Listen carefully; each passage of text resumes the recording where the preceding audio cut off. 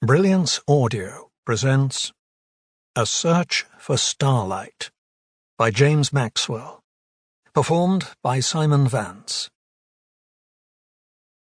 When viewed from a great height, the ugly stains on the landscape could have been patches of dark gravel, but whenever she saw them, Selena felt ill. Death had come to the wasteland. Selena was farcasting. Like her parents before her, she was a mystic. The ability to farcast was something she had been born with, and over time she had developed skill. She was separated from her body as her awareness flew over the wasteland. Under the light of two suns, a rugged landscape of red dirt, boulders, and man-sized cactuses passed below her.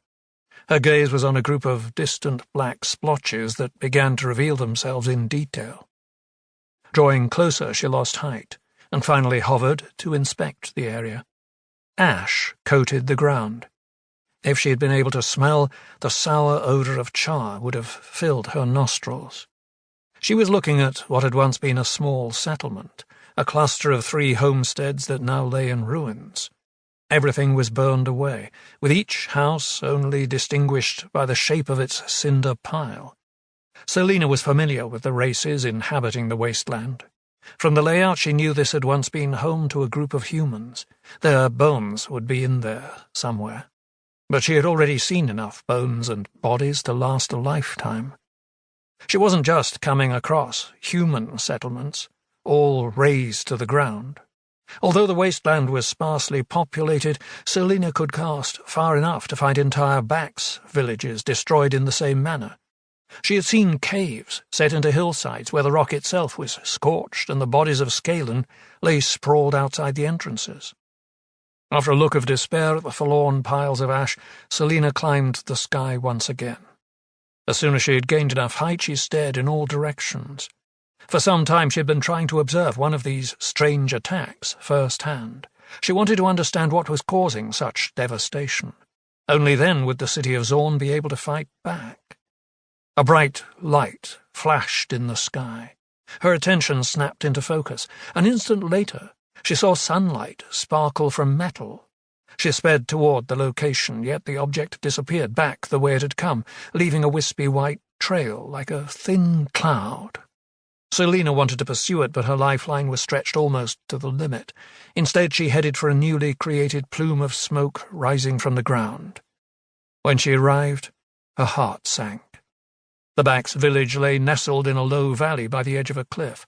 Just the day before, she had seen the hunched creatures who lived there innocently going about their business, tending fires, repairing huts, hunting and foraging. There was no point in going closer, for what had once been a thriving settlement was now a smouldering ruin. Selena was both saddened and angry. She was desperate. Some kind of machine in the sky had suddenly appeared and then was gone. She needed to understand what it was. There was one thing she knew for certain. These attacks were the work of a powerful new enemy, the Bonded, and their scouring of the wasteland had already begun. 4 weeks ago, Selena and Taimin, along with their companions, had returned to Zorn. Even more time had passed since they had witnessed the fall of the firewall that had trapped them in the wasteland all their lives. Selena now worked with Elsa, the leader of Zorn, using her abilities to find out what was happening beyond the city.